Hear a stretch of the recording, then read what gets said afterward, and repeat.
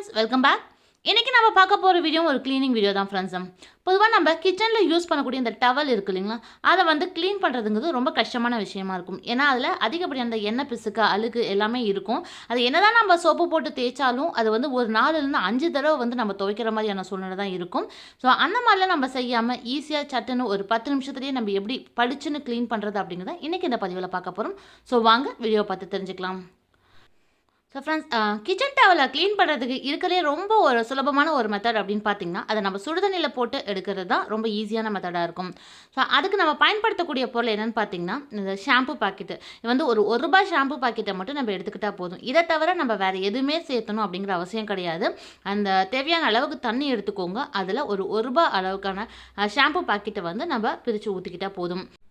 So நான் பார்த்தீங்கன்னா அந்த ஒரு 2 டவல் மட்டும்தான் நான் க்ளீன் பண்ணி காமிக்கனால, இந்த ஒரு ஷாம்பு பாக்கெட்லேயே வந்து ஒரு அரை பாக்கெட் அளவுக்கு மட்டும் நம்ம ஊற்றிக்கிட்டாலே போதும்.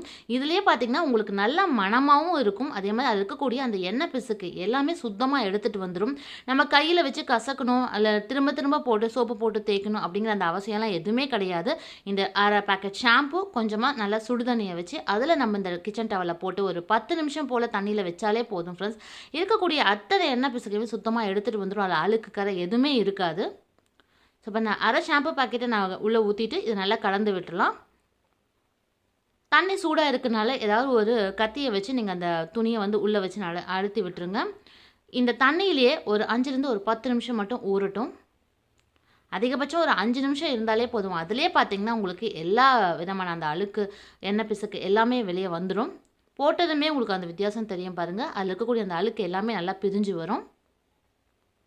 ஸோ இதிலே ஒரு 10 நிமிஷம் போல் ஊறட்டும். ஊறினதுக்கப்புறமா பார்ப்போம். ஸோ ஃப்ரெண்ட்ஸ், இப்போ பார்த்தீங்கன்னா அந்த சுடுதண்ணிலே வந்து ஒரு 10 நிமிஷம் போல் நல்லா ஊறி இருக்குது பாருங்கள். அதில் இருக்கக்கூடிய எல்லா அழுக்குமே வந்துருச்சு. இனி இதை வந்து நம்ம சாதாரணமாக நல்ல தண்ணியில் வாஷ் பண்ணி எடுத்துக்கிட்டால் மட்டும் போதும். வேறு எதுவுமே நம்ம கையை வச்சு தேய்க்கணும் அப்படிங்கிற அவசியம்லாம் கிடையாது.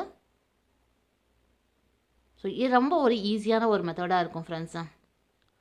ஸோ இப்போ பாருங்கள், நான் வந்து அதை அலசி காய வச்சு எடுத்திருக்கேன்.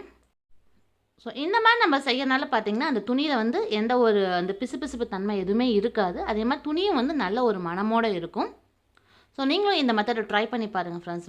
அதே மாதிரி கிச்சன் டவலை யூஸ் பண்ணும்போது ஒரு சின்ன டிப் ஃப்ரெண்ட்ஸ். அதாவது நம்ம எப்போ யூஸ் பண்ணும்போது ரொம்ப திக்கான மெட்டீரியலாக நம்ம யூஸ் பண்ணாமல் இந்த மாதிரி சாஃப்டான காட்டன் கிளாத்தாக நீங்கள் யூஸ் பண்ணிங்கன்னா ஒன்று துவைக்கிறதுக்கும் ரொம்ப ஈஸியாக இருக்கும். அதே மாதிரி மழை காலம்லாம் இருந்ததுன்னா அதை காய வைக்கிறதுக்கு ரொம்ப கஷ்டமாக இருக்கும்.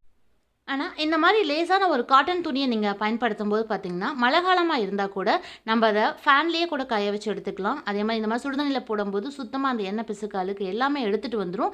துணி நல்லா ஃப்ரெஷ்ஷாக இருக்கும். ஸோ இந்த டிப் கண்டிப்பாக உங்களுக்கும் யூஸ்ஃபுல்லாக இருக்கும். நீங்களும் ட்ரை பண்ணி பாருங்கள் ஃப்ரெண்ட்ஸ். ஐ ஹோப் ஃப்ரெண்ட்ஸ் இன்றைக்கி பார்த்த இந்த பதிவு கண்டிப்பாக உங்களுக்கு யூஸ்ஃபுல்லாக இருக்கும்னு நினைக்கிறேன். நீங்களும் இந்த மெத்தடை ட்ரை பண்ணி பாருங்கள். ட்ரை பண்ணி பார்த்துட்டு இந்த மெத்தட் உங்களுக்கு ஒர்க் அவுட் ஆச்சா அப்படிங்கிறத மறக்காமல் கமெண்ட்டில் சொல்லுங்கள். இந்த வீடியோ உங்களுக்கு பிடிச்சினா உங்கள் ஃப்ரெண்ட்ஸ்க்கும் ரிலேட்டிவ்ஸ்க்கும் ஷேர் பண்ணுங்கள். மீண்டும் அடுத்த நல்ல ஒரு யூஸ்ஃபுல்லான வீடியோட உங்களை வந்து சந்திக்கிறேன். நன்றி.